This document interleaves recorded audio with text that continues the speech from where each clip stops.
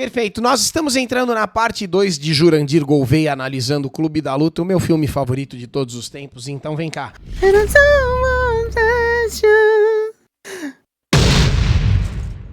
Não há nenhum tempo a perder, o vídeo tá muito bom. Se assistiu a parte 1, é importante que você tenha assistido pra gente seguir agora. Filósofo alemão Friedrich Nietzsche. Voltamos pro Nietzsche, hein? Não era um fã de religiões organizadas, de forma alguma. Tanto que ele narra, ele não decreta a morte de Deus. Não é ele que fala, Deus está morto porque eu estou dizendo. Não, ele só constata, ele faz uma observação de como está o mundo naquele momento e ele percebe, as pessoas estão se afastando da religião organizada. As pessoas... E a observação dele é uma provocação. Se você parar para pensar, ele está justamente estimulando a sociedade para que raciocine, para que perceba. Estão se tornando mais científicas, de certa forma, ou tendo um pensamento menos religioso, e com isso Deus está morrendo. É isso aí. Só que ele, apesar de ver e observar isso daí e falar do que está acontecendo, ele tinha medo. Ele realmente não queria Deus na jogada, mas ele tinha medo do que é que substituiria Deus. E isso é um dos maiores medos que eu carrego comigo também. E por que muitas vezes hoje, quando me perguntam se eu sou cristão, eu respondo que sim. Já tivemos esse assunto algumas outras vezes e eu não sei se ele cabe aqui de novo. Embora eu não acredite nas escrituras, porque realmente eu acho a Bíblia um livro lindo, tá? Eu acho que aquilo é um manual para a vida, eu acho que aquilo ali realmente é muito importante. Mas a parte mística, digamos assim, me perdoe se a palavra for ofensiva, eu não consigo acreditar, né? Só que tem uma coisa, cara. Hoje eu me vejo entre cristãos e eu me identifico, usando uma palavrinha da Lacrate, né? Como cristão, não porque eu acredito, mas porque eu entendo que é a coisa certa a se fazer. Hoje eu tenho essa visão de mundo. Eu posso não acreditar em algumas partes, só que eu entendo que se você remover o cristianismo e se você realmente tirar a religião dessa equação que é o ser humano, outras coisas muito piores acabam ocupando esse espaço. Sacou? Então, a partir dessa constatação, né, eu entendo que o lugar certo de estar é aqui, sacou? Eu vejo dessa forma hoje, tá bom? Não tô tentando convencer ninguém, tenho a cabeça cheia de dúvidas, reflito sobre as paradas todo dia, só que eu entendo que, pra mim, hoje, isso é a coisa certa a se fazer. Porque ele tinha medo de que o homem se tornaria completamente vazio e iria para o niilismo, que a falta de Deus fosse levar para o niilismo, que é essa crença de que a vida não tem propósito nenhum, não existe transcendência, não existe nenhum objetivo nobre, o homem se torna... Não existe moralidade, não existe mais nada. Completamente vazio e sem sentido, e com isso a moral decai, com isso o valor da existência humana desaparece e o ser humano se torna sem propósito, como a gente vê, por exemplo, no filme Tudo em Todo Lugar ao Mesmo Tempo. Que é uma merda, desculpa. E em várias produções recentes, tanto da Marvel, da Disney, de grandes produtoras, refletem esse pensamento de que a vida perdeu completamente o sentido. Sim. E ele escreveu um dos livros que eu mais tive dificuldade para ler na minha vida. Eu confesso que Assim Falou Zaratustra não faço ideia, nunca li. Me levou quase um ano para terminar esse livro. E eu só terminei porque eu falei, eu vou terminar. Deus vai me ajudar, eu vou terminar. Eu não queria desistir. E eu terminei. Pediu ajuda divina para terminar a obra, hein? Assim Falou Zaratustra, com muito ódio. Mas tem uns livros que a gente entra que realmente você precisa orar para conseguir chegar no final, velho. Eu conheço o valor desse livro, porque é realmente genial, uma peça filosófica muito inteligente. E ele tem o seguinte texto, presta atenção em como essa é uma descrição perfeita do narrador de O Clube da Luta. Ele diz assim: a terra se tornou pequena, nela saltita o último homem, que tudo apequena. Sua espécie é inextinguível como o pulgão. O último homem é o que tem a vida mais longa. Nós inventamos a felicidade, dizem os últimos homens e piscam o olho. Eles deixaram as regiões onde era duro viver, pois necessita-se de calor. Cada qual ainda ama o vizinho e nele se esfrega, pois necessita-se de calor.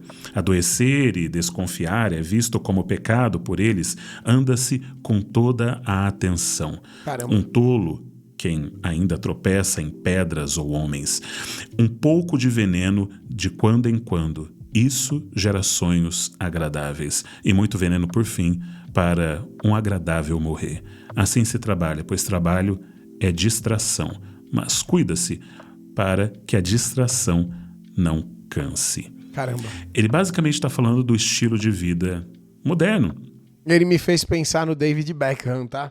Inclusive vai sair vídeo no canal principal, porque de repente ele aposentou e saiu de cena, velho. Um negócio assim inacreditável.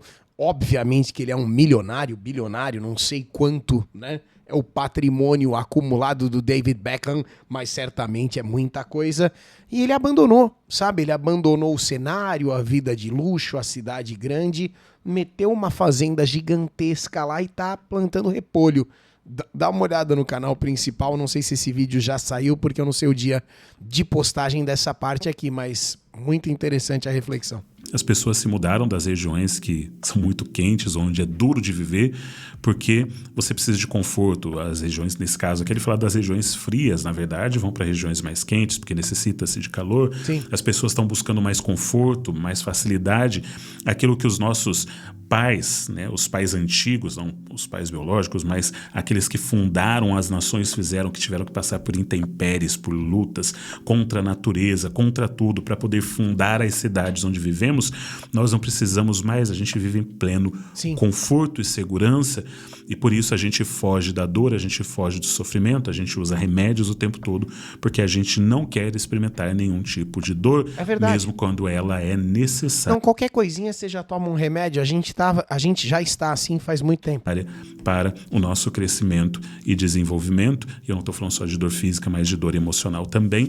Não é à toa que agora é necessário colocar alerta de gatilho para as pessoas. Olha, cuidado, eu vou falar Alerta de gatilho é complicadíssimo também. de um tema polêmico, porque Deus me livre você sentir alguma dor emocional. Pois é. Deus me livre você passar por algum tipo de dificuldade emocional na sua vida. Você precisa ser alertado para que você fuja de todo e qualquer sofrimento emocional, É horrível, mas é assim. Tem sido assim, é real. porque não somos mais capazes de amadurecer. A vida se tornou apenas uma mera repetição de movimentos sem propósito nenhum. A gente corre atrás do vento e no final a gente descobre que tudo é vaidade. É isso aí. E com isso, nesse cenário, o narrador vai perceber que tudo nessa vida é um produto. Inclusive nós somos um produto, um subproduto, tudo foi reduzido a uma mera A copy of a copy, né? Inclusive tá no texto. comercialização, uma transação comercial, um evento de compra e venda, e a gente está simplesmente buscando o próximo produto. Qual que é o próximo alvo da sua vida? As pessoas colocam metas apenas financeiras. Ano que vem eu quero comprar um carro, eu quero financiar uma casa, eu quero trocar os móveis, quero colocar móveis planejados. A gente está atrás de metas financeiras, metas espirituais, morais, Trocar o forro, mas isso é uma questão de saúde. Calma, tô brincando. Aqui tá tudo bem, seguiu. ou metas transcendentes são pouquíssimas e as pessoas pouco se esforçam com relação a elas, porque elas se tornaram extremamente materialistas. As pessoas elas confundiram preço. Cara, esse episódio do... Como é o nome da série, chat? Black Mirror. Puta, que episódio maravilhoso, que eles têm essa porra desse ranking social. É uma crítica tão atual, sabe? Vocês já assistiram Black Mirror? Recomendo demais, tá? Com valor e É uma das minhas séries favoritas e, assim, há 6 temporadas, eu gosto de tudo. por isso elas exibem o preço. Não é à toa que as pessoas hoje fazem questão de mostrar quanto custa suas roupas, quanto custa seu carro. Uma silver tape resolve tudo, irmão. Como é que chama já?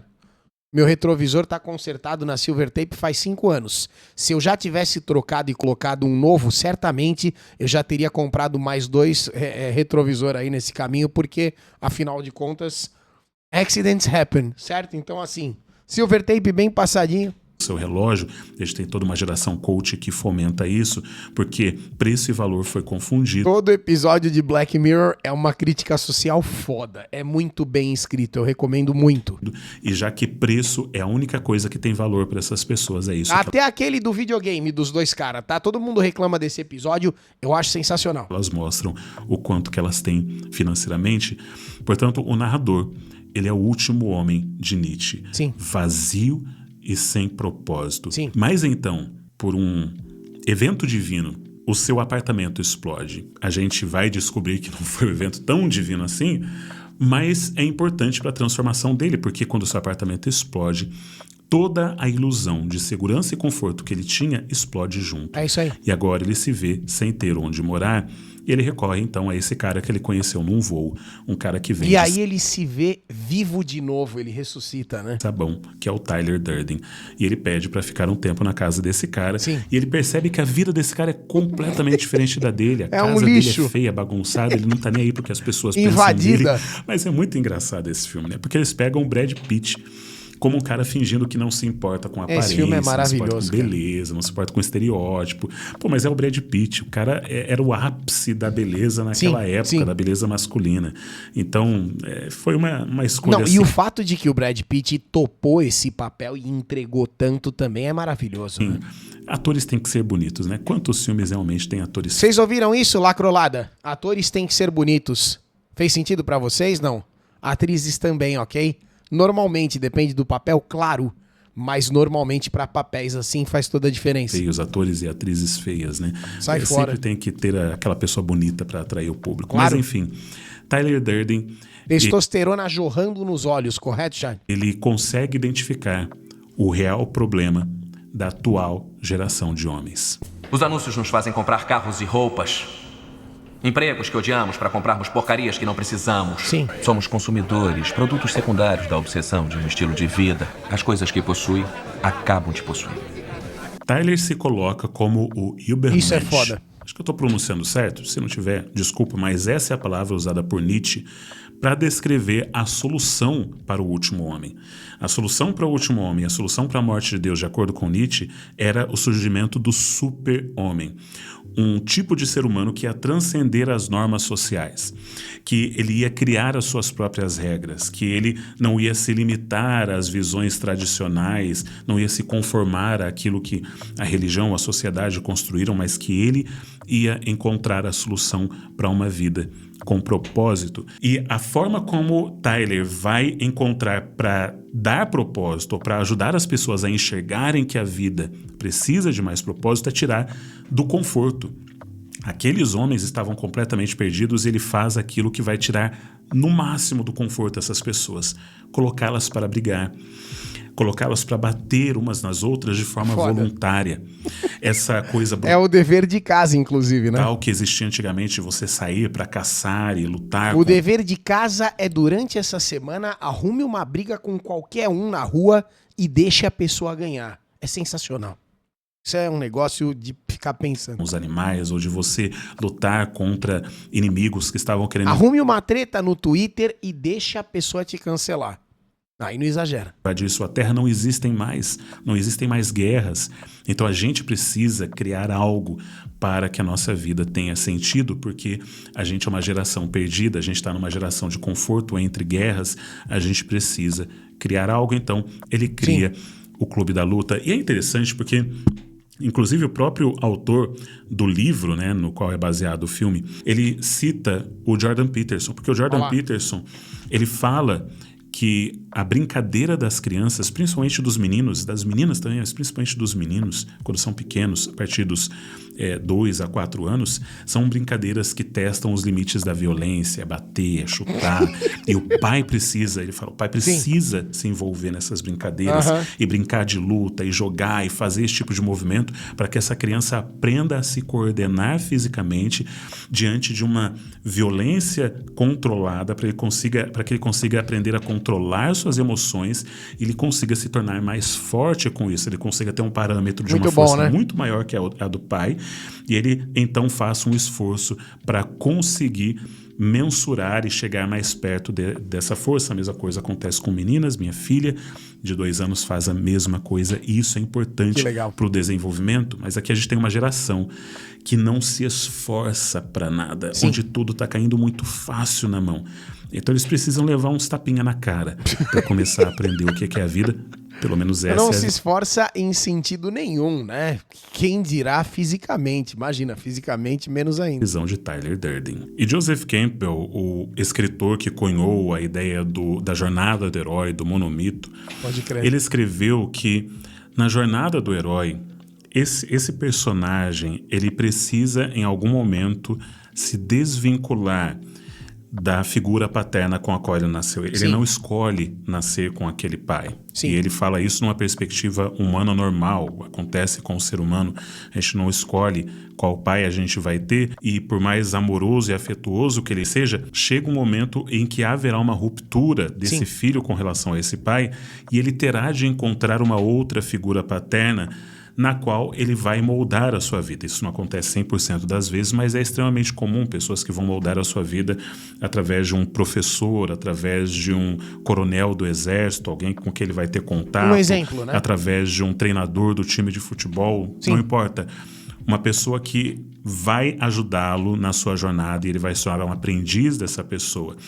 E o Tyler Durden, ele se coloca como sendo esse homem. Ele fala que essa é uma geração de homens que foram criadas através da TV. E depois ele fala em um determinado momento, somos uma geração de homens criados por mulheres. Aquela é a cena do... Ele percebe... A cena do ácido na mão é bem foda também. A ausência da figura paterna, uma ausência que é crescente cada vez mais. Depois da Revolução Industrial, a conexão dos filhos com a figura paterna diminui cada vez mais. O tempo passado junto é cada vez menor. Pensa numa era pré-Revolução Industrial, não era idílica, era cheia de problemas. As pessoas passavam fome naquela época, lembre-se, a vida está muito mais fácil agora, mas... as pessoas elas tinham uma conexão muito maior com o pai, porque provavelmente se seu pai era um ferreiro, você estaria trabalhando com ele como aprendiz do seu pai para ser um ferreiro e você estaria em contato com ele diariamente. A figura paterna sai de cena, passamos a ser criados basicamente por nossas mães e Tyler vê isso como um problema de não termos agora uma figura masculina. Então, mas isso é de fato um problema principalmente no que se refere à identificação, certo? Anteriormente você tinha a figura paterna, você tinha a figura do homem, além de herdar desse cara um ofício. No caso do exemplo do ferreiro ali é muito nítido. Você não herda apenas o padrão de comportamento, né?